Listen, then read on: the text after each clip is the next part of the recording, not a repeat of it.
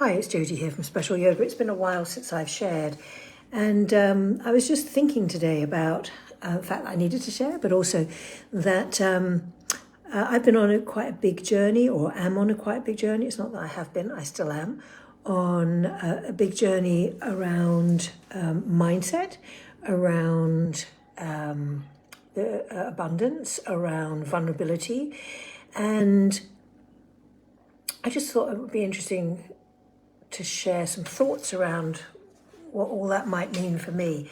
So one of the things that I realize as I start to watch my mind is that we've all got these corners, these pockets of areas of the mind that sabotages us and that prevents us from really standing in our full light and our full power. And that actually it takes a huge amount of courage and vulnerability and quite painfully actually to even go and meet them, to go and touch them, to go and say hello to them, to acknowledge they're even there. And the pockets that have been coming up for me have been shame. And so I started to explore what shame was and how actually at some level we're all carrying aspects of shame, and how shame is such a difficult emotion to sit with and to be with because it's excruciating. It's really excruciatingly painful. But what's really extraordinary is that when I've sat with some of those in those excruciating moments, which I've done many of in the last few weeks, I've actually afterwards had this kind of sense of, it's okay, freedom, and that reconnection to a deeper part of my own heart, where I've actually honoured me and I can meet those pieces in my humanness, in my messiness, in my existence, and say, okay, thank you for showing me that you're there, but actually I don't need you to sabotage me anymore. I can love you back to life. It's like loving yourself back to life. I think that's part of what I've probably been doing recently is taking those difficult places in me and loving them back to life. And so how do we do that? So I think the way I've been doing it anyway is through really being authentic and honest with myself about where they sit, where they are, how they are, and being willing to just sit with the pain, actually. And sometimes it's been really, as I said, quite difficult pain. But actually it's something really beautiful in that pain as well, because, I don't know, there's something really raw and real and true when we can really acknowledge it. We don't need to wallow in it. We don't need to drown in it, but we just meet it. And it actually, we can turn it into being our friend. And then somehow life feels easier. So life isn't easy for most people at the moment. It's challenging, things are shifting, things are changing. We don't know where we are. There's, people are struggling on all sorts of levels. And yet inside us somewhere, when we can really sit inside and really meet those more challenging pieces of ourselves, or when I can meet those more challenging pieces of me, I'm going to talk about me really, I feel more solid and I'm less thrown around by the winds of change, the winds of insecurity, the winds of instability.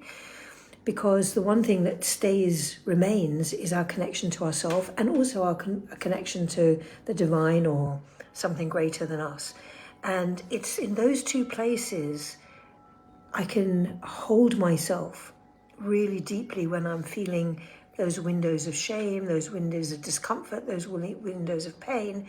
I go, it's okay, I can love myself back to life, and I can know that actually, in a way, we're all children of the universe, and the universal energy has our back. The universe has our back completely. It's us surrendering into it and leaning into it. And the more that I lean into it, the easier, not necessarily the less painful, but the easier it becomes to sit with those uncomfortable feelings. And therein lies transformation, actually, because then we can really authentically change our mindset and allow ourselves to really embrace all the goodness that the universe has to offer us without the limiting restrictions inside ourselves that hold us back. Now, I think that's often why manifestation doesn't work, is because we want all these things, but actually underneath it, we don't necessarily feel that we're worthy of them. So when we start to touch into those pockets of shame and discomfort and meet them with love, meet them with connection, meet them with something greater than us, and know we're bigger than that, actually, in a more universal form, then things can change. and we can live life more authentically, more abundantly. And I'm not talking about necessarily material abundance. I can, just more abundance in expression, in feeling, in love, in joy, in peace, in all of the qualities that we really want anyway. And maybe money comes too, maybe it doesn't. That's, the more money you have, the more you can serve, definitely, depending on what you spend your money on, obviously. But that's not the driving force of abundance for me. The driving force of abundance is the ability to be able to serve, to be able to live my heart's mission, to be able to live in my truth, and to be authentic and joyful, actually, and have a bit of fun along the way. And you never know what adventures might arise. So I'm sending you all much love and blessings, and inviting you just to sit into those little corners of darkness and see if you can just meet them with a bit more love, a bit more care, a bit more, and love them back to life. Actually, love yourself back to life. Love all those corners of those difficult places back to